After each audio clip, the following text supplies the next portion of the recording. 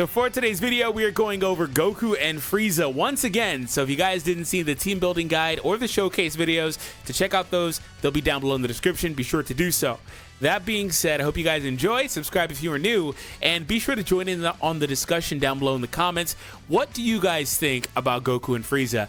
I ask because I have seen a very wide range of opinions about this character. I have seen that they're one of the best characters in the game. I have seen that they're not one of the best characters. I have seen that one of them is really good and the other one isn't as good, like half, Goku versus Frieza, etc.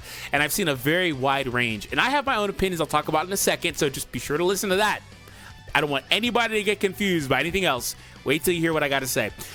So anyways, that being said, Goku and Frieza. I asked you guys as well on the community page what you guys think about them, and you guys did not disappoint. You gave me a lot of replies, and typically if you ever see me put any of these out, be sure to check them out because they're going to be most likely for videos. We got 50 comments. I probably can't get to all of them because it will be a long video, but again, if you see these, be sure to reply because for the most part they're going to be for videos going forward. So my opinion on Goku and Frieza is that I think they're pretty squishy.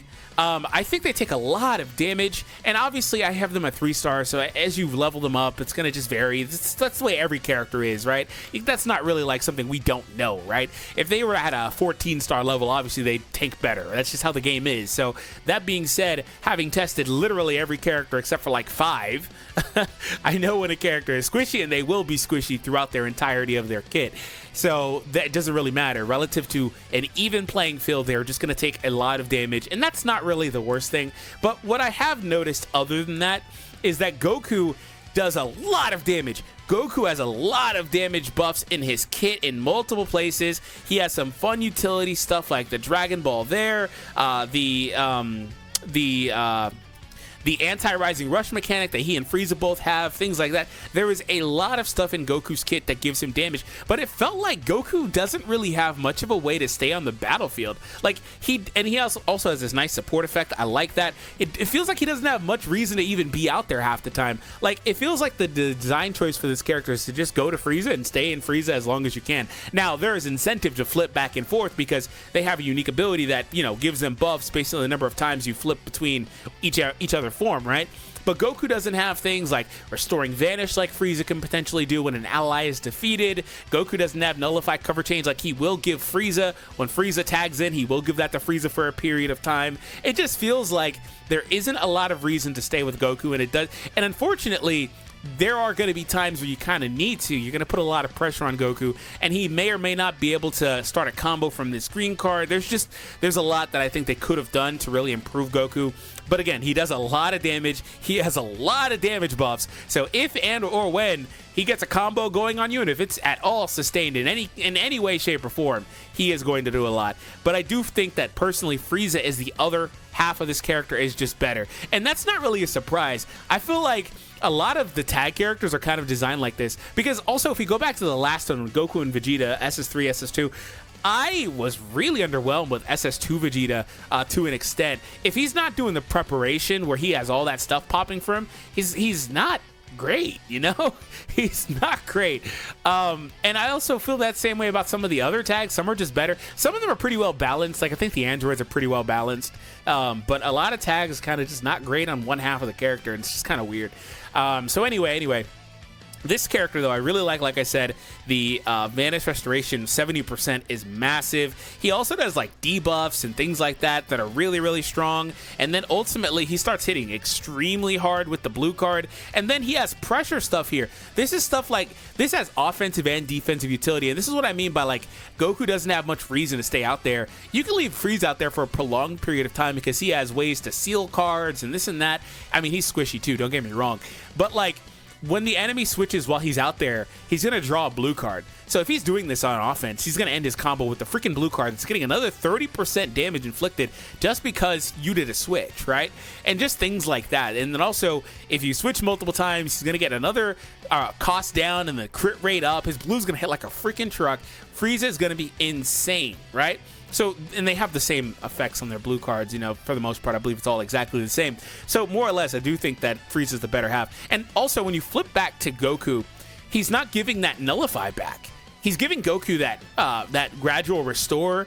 He's giving some more damage and they're healing, obviously. So you want to make sure you're flipping back and forth, especially because they have 2 different types, and they're not just the reverse. But I feel like if he had given, I feel like actually if he gave Goku back nullify covers, they would actually be way better. But I also want to put a lot of value in the Rising Rush mechanic. I haven't talked about it yet. The Rising Rush mechanic is really good, and the fact that if you miss it or whatever and your gauge just depletes and they are last man, you'll get a full gauge back, so they basically can't rush you. Very, very powerful stuff. That effect has saved me a couple of times, and it's super powerful because you can cover change into it. Also, somebody said that they should have allowed for the Rising Rush effect to still activate when they cover change if the enemy nullifies cover changes. I do not agree with that. It would have been really good. Let me know what you guys think. Do you agree with that or disagree with that?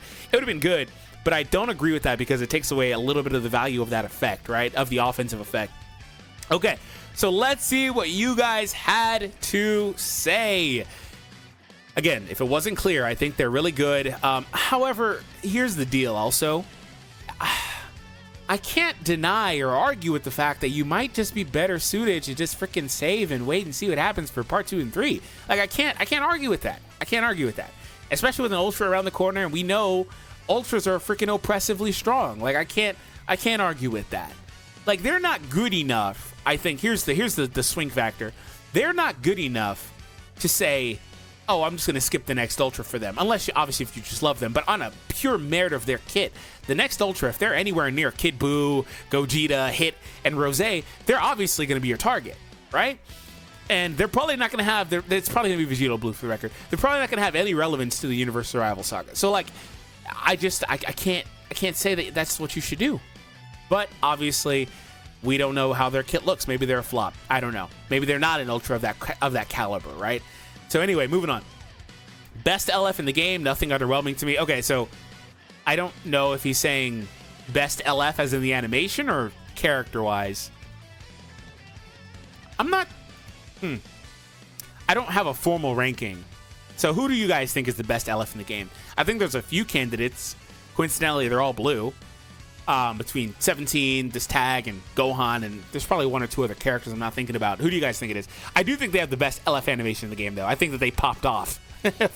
Dude, that LF some of the older ones are really nice. I don't want to be a victim of recency bias. Some of the old ones, like Gogeta Blues, some of those old ones are really good, but I really like this new one. They seem balanced, similar to the most recent LF releases. I'm going to say this. I don't know if I said it earlier. I meant to. I really feel like the LF releases... especially since Beast Gohan. Beast Gohan was an outlier, but I think the ones prior to him and since him have actually been really, really well designed.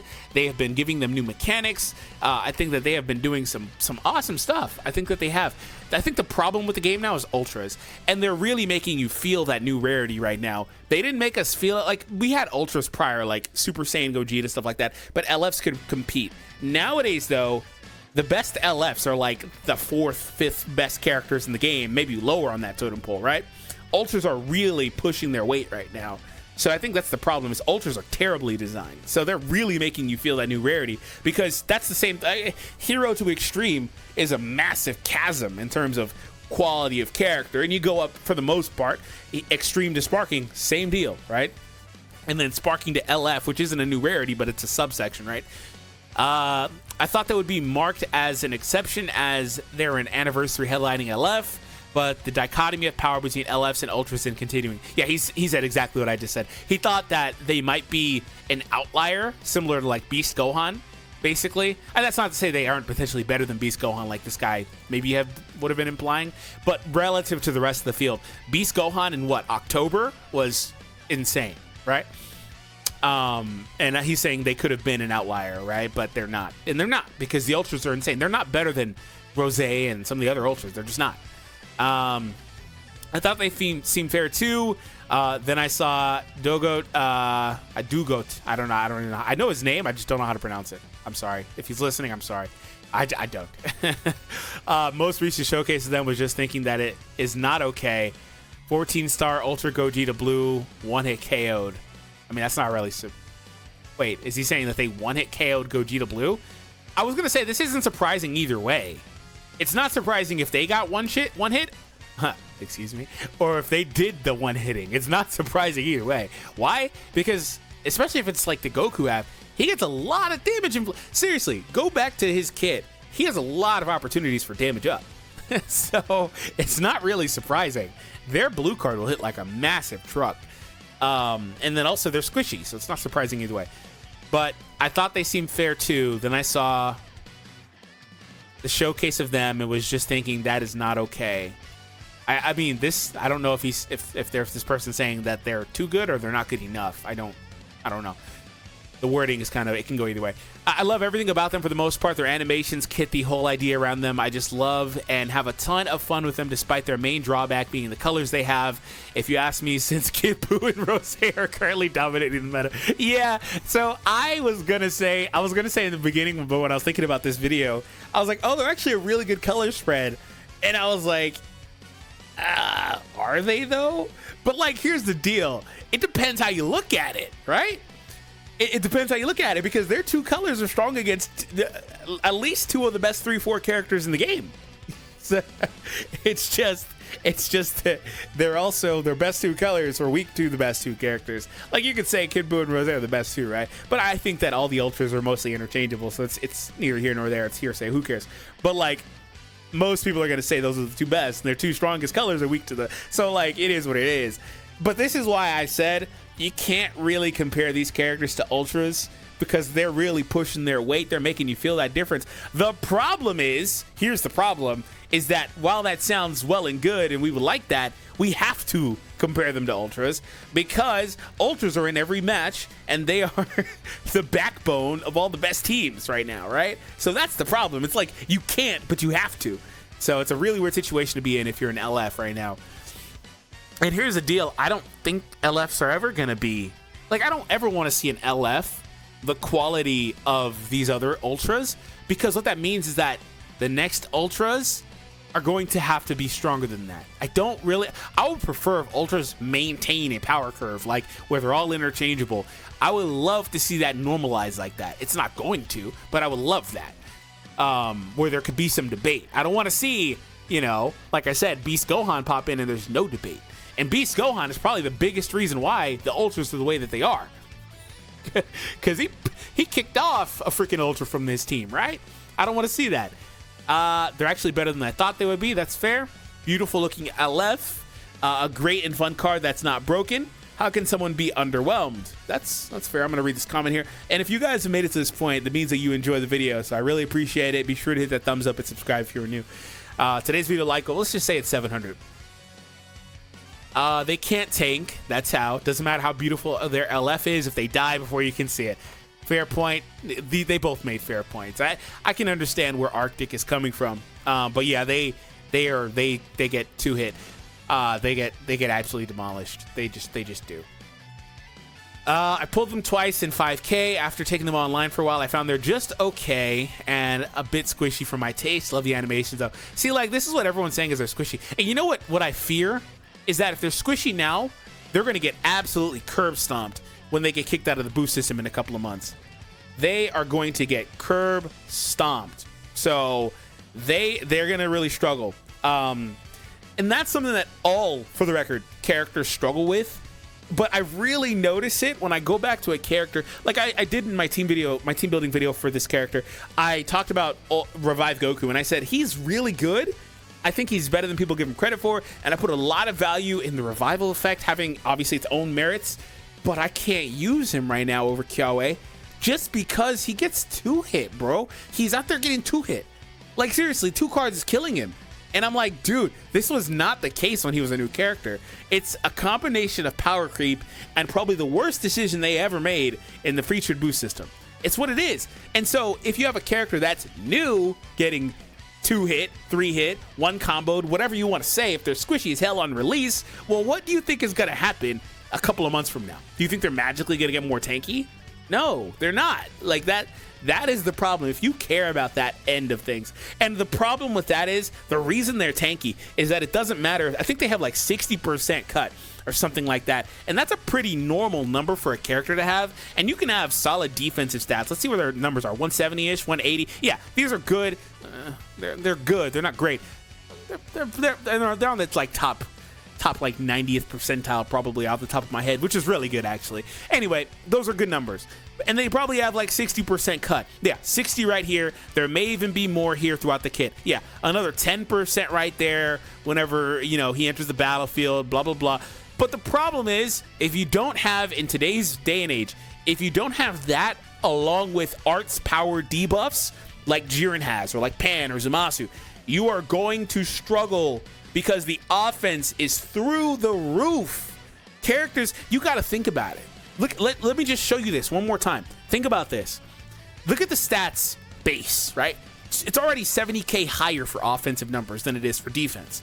And then we take a look here, and this is how it looks. It's actually almost, it's basically 100k, 90 to 100k at 14 star. What are you doing with that?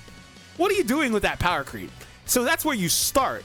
And then, like I said, Goku's getting 60 here. He starts off with a base 90 of damage that he's doing, by the way. He's getting 60 cut, but he's doing a base 90. That's just simple maths, right? Math is gonna math. There's a bunch of other buffs in here. Here's 50 more damage, but 10 cut. Like, the math is not mathing. Here's more 20% damage, 40% damage. Now it doesn't just raw calculate like that, because that would mean that just one strike kills this character, or, you know, kills him in a mirror match. It doesn't work like that completely. That's not really how it works. These numbers are what they appear to be, and if you understand that, you know what I'm talking about. But because it just, again, it wouldn't. There's already like, how are you doing 200% damage but cutting 60? You would just die, right? It's not that simple. But the numbers for these characters on offense is so damn high. That's why characters can't take hits anymore. And so now that's why they implemented arts power, because they looked at the landscape and were like, dude, what is happening with our game? And they implemented arts power debuffs. So if you don't have arts power debuffs, which I don't believe they have anywhere, they're going to be permanently squishy, which is unfortunate. That's unfortunate. Give me just a second here. Okay, let's swing back to the computer. I love them. Of the animations. I love them getting the LF on PvP. It's so worthwhile. Probably will try to max equipment with defense stats. Their defense is okay, but I have them at 12 stars. Probably will try to max them out in the next few weeks with the Z power. Yeah, if you got them 12 stars, pushing them to 14, like Dante here does, that's pretty good. That's obviously really good. And here's the deal. This is why it's not incredibly as straightforward as I kind of make it out to sound, because of star variance, right? I didn't really get to this point because I tried to move on. But it's not as straightforward as I made it sound. Like, it's not so much just the math isn't mathing and the numbers don't completely work that way, blah, blah, blah. There's a lot that goes into it. But there's star variance, right? You could take your 12-star character, your 14-star character versus a 3-star character, and they're just going to do an insane amount of damage and take nothing back, right? Things like that are a reality for the game. But more so what I'm talking about is when things are even, right? But that's not how every match is. Even in the highest ranks, you'll still see variance. Some characters will be 14, 14, 14. Next one will be 8. They'll be 12. In between, they're not going to all be every single match you ever play, every character, I don't care what rank you are, they're not all going to be at the exact same star level.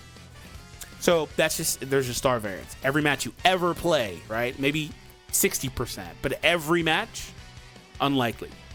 Okay, they're performing exactly like Revival UI in my opinion. Lots of front-loaded damage without much utility and overall bad typing. I actually like Goku because of the freaking nullify cover change he adds. It's like forever. Isn't it like 40 counts post-Revival? And then he picks it up on main pre-Revival with the reload, I believe. Yeah, I like that Goku a lot. That's why I said I like him a lot, but he's squishy as hell. No shortage of top-tier yellows and greens in the meta to wall off both sides, and the RR counter can't activate on Switch when they have cover null or when you're mid-activation on the field. Both some of the most common R activation conditions. At least Revival UI had Revival going for him. Okay, so he's tearing a hole into them here. He's saying that they're basically just fodder. He's not fodder, but they're going to just fall off instantly is what he's saying. So he's right with some of the stuff here. There are holes. Like I said, the color thing, it's like, okay, yeah, they're bad versus two of the best characters, maybe the two best characters, but they're also strong against Rosé on one half, and then strong against Hit on the other half. It's like, you kind of pick your poison. I think what I kind of run into with them is that it puts an increased focus on one of those sides to where you probably don't want to switch very often. And this is where the issue, it's not really an issue, but this is where them being an actual like element switch instead of reverse element kind of comes into play. Because if they had actual, if they were just if they were purple and just did reverse element, this would be a problem, but not as big of a problem because they'd be able to cover both weaknesses. You see what I'm saying? They'd be able to cover both sides because they'd have one side that's strong against Kid Buu and the other side that's strong against Rose. Again, if you get caught on the wrong side with the wrong opponent, then there's nothing you can do about that. But if they were reverse element, I'm not even saying that reverse element is better. It's just in the current climate, maybe it would be for this character. So I get you, man. As long as I don't go up against Ultra Rose and Ultra Kid Buu. It's crazy to me how an anniversary unit is not the best seed in the game by the time it drops. No, this is not crazy. It's contrary to what I mean, is it really? Was it MUI the best character in the game when he released? I doubt it. I don't think so. Anyway, even if he was, whatever. It's not really that. It's that I think people need to go to what I was saying earlier, where it's like you're not going to put these LFs in the same conversation as Ultras as a quality of character. And I don't think we're at a point where they're going to give... I think they might give us an Ultra LF, potentially this anniversary. But I don't know if they're ready for an LF... For an Ultra, LF to headline as like part one of a celebration or whatever yet. We'll see in another 6 months for Legends Festival if they're ready. But right now, so like you can't really put they're not going to... That era is gone. And actually, you shouldn't want to see a sparking rarity LF come to that same level again. You don't want to see that happen where they're equivalent to the strongest Ultras. Yeah, you want to see it in the short term, but you don't want to see it in the long term because that's just going to increase things, right? It's going to make things even crazier to the point where we're looking at Rose and Kid Buu like, you guys are all right. I don't want to see that day. I just don't want to see it. It's almost inevitable because it's a gacha PvP game, but I don't want to see it. PvP difficulty for me personally, the last LF I pulled on release was Beast. Man, sorry to hear that. If they had forced card draw on tag switch like tag 4s, I'd be happy. Yeah, it feels like their tag it doesn't have a lot of utility. I really did like the forced draw for the tags, like going to Goku and having that blue card is really nice. They're okay, but just that they definitely could have got the Ultra treatment for being an Annie headliner, but oh well. Yeah, see, this is what I'm saying.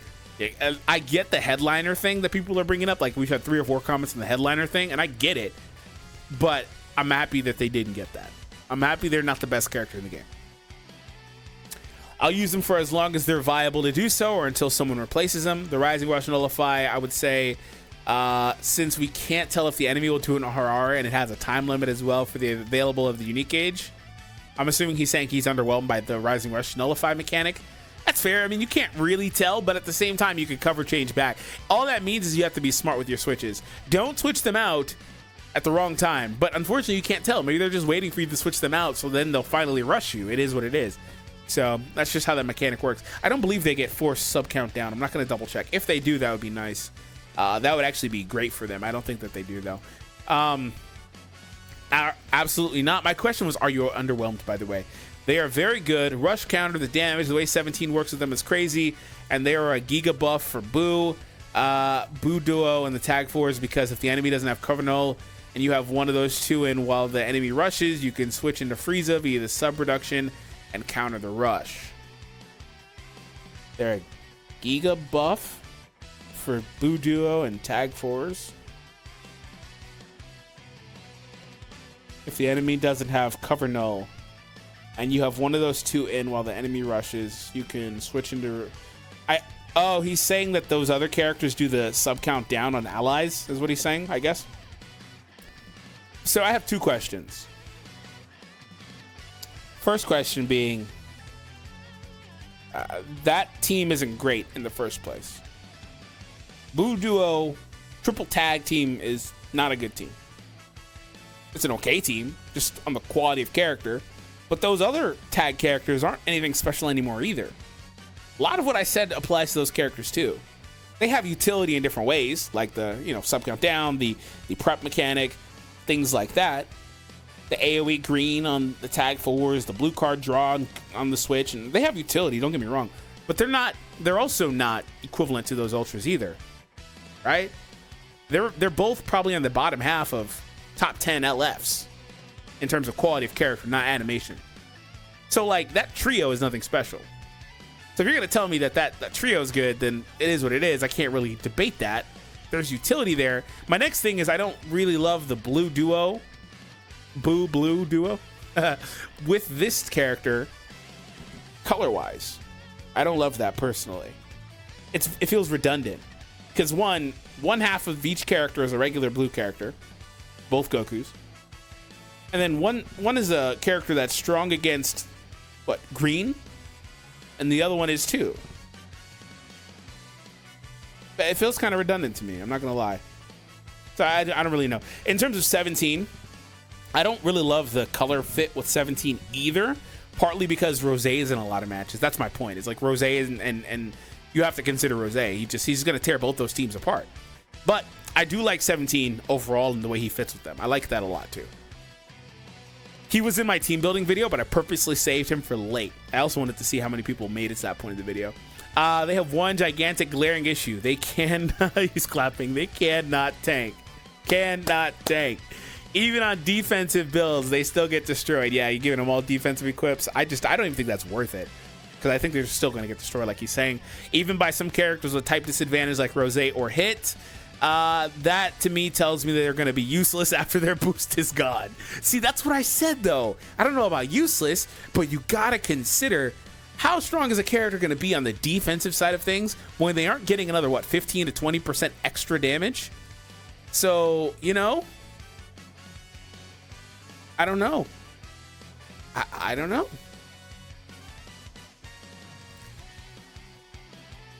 I don't know. It is what it is. But they get the, let's see what he says here. It's a shame, but they got the Vegeta Trunks treatment when their side character, Zamasu in this case, is better than them, Jiren in this case. Yeah, I also pointed that option out there. And the question was, hey, is Jiren better? It's a legit question. Because we have the same question with Zamasu and Vegeta and Trunks. It was true, Zamasu was better. Is Jiren better? Because it actually kind of feels like it. Jiren's really good. So, I don't know. It seemed like a regular tag unit from when I fight them. It's just the no rush and the two different colors instead of the reverse. Yeah, they're kind of similar, but they seem almost of the same quality of those other characters when they first released. I'm underwhelmed by the lack of crystals that are to grind. I mean, yes, they're over 4K for collect medals, but you only said medals from co-op and other missions. I'm not too worried about this. I understand it being an issue immediately. This is why you should go into the anniversary with crystals saved, but throughout the course of the anniversary, they will make it up to you. I did the numbers on the last anniversary, and I did all the logs together, and it was like 50 something, close to 60,000 during that last anniversary. Yeah, insane, right? They will give you CC. You just got to do all the content, and you got to wait. The rush null should work even when people have cover nulls. See, this is what I was talking about. People are saying that. I've seen a couple now in this video. Are you underwhelmed? Just a yes. Okay, thanks for the insight. I haven't pulled a new sparking unit since the 4th Annie. I don't even have a say. No sparking at all. That doesn't even sound realistic. Not a single one. I'm calling cap on that. Unless you're not pulling. I can't even pull them. They're not underwhelming. Ultras are just too controlling in the meta. Them being a tag character worsens this by a landslide. Yeah, I almost feel like tag characters are so hit or miss to me. They either have, like, tag characters have an insane margin for error or they don't. It's really crazy. And to the point where I think that the highest quality characters are just regular characters that can go type neutral. Just go type neutral. Like, I like the tag reversal, but just go type neutral. I'm cool with that. So, I don't know. I think they're fine. Blue hits hard. Just have to learn to use their mechanics, okay? They're like I expected them to be, but Jiren is way better than I thought. That's fair. Somebody probably implying Jiren is better. Hell no, they're fun and top tier. What's the number on top tier? Like, I'm not debating this. I just want to know what's the consideration for top tier. Is it like, are they Z tier? Are they a peg below that? With the Z tier being the ultras, in which case they wouldn't technically be top tier. I just want to know. 12k CC got everyone except the LF. Okay. At 3 stars, they can't take a hit, even if the entire team Zenkai buffs them. It's annoying. I legit don't think they should have made Jiren yellow if Goku's purple. Yeah, dude, this is the funniest thing ever. Most of the time, the LF character on the anniversary is completely gatekeeping the new character. Now the 1% character, like Omega Shenron and Vegito Blue, for example. Omega was actually really, really good, but you never saw him. You couldn't use him because of Vegito Blue. And people try to use that Green Goku with him, and Green Goku could kill Vegito Blue sometimes, but he just still wasn't good enough, like, to really put an end to Vegito, and Vegito just gatekept him. Go back further, Buhan and Super Vegito. Yeah, right. Super Buhan was really good, but Super Vegito was on another level, and he had color advantage. So this time around, it's not the same thing. I skipped an Annie in there because it was, what, year 4? No, year 3 and 4 I didn't really talk about because I don't really have much to say. Because year 3 was kind of underwhelming, and then year 4 was like 2 characters, which we don't really have a comment for that. And then, yeah, we didn't really have that issue with any of the characters. The LFs were fine. It wasn't even no gatekeeping either way for year 4. Anyway, moving on. Oh, I guess maybe you could say, but he was just bad. I guess you could say that Dragon Fist Goku gatekept, you know, that the LFs gatekept the opposite character, but Dragon Fist versus Blue Vegeta, but Blue Vegeta was getting curb stomped by everybody because of a stupid mechanic anyway. And then Tapion on the opposite end versus MUI, who cared? Like, Tapion was still in every match, or every match he was available to be used in because of the mechanic he had. Anyway, so yeah, that's funny. Jiren being yellow is like, oh, okay. Yes, I am. I got them once, and they're good, and they have the best LF in the game, but they don't seem as good as when I first used Beast Gohan at the same star level. Yeah, certainly not. Comparing units to Beast on release isn't really fair. When Beast came out, he was objectively the best character in the game, and it wasn't close. Goku and Frieza are being released in a much more competitive environment with units of similar strength. This is very true. And I'm going to leave it at that and move on. Very true. Beast Gohan, like I said, he's the reason the Ultras are what they are, I believe. Yeah, I believe he. And it's funny because there's always a Gohan. When you go back to SS2 Gohan, his Zenkai ruined the game.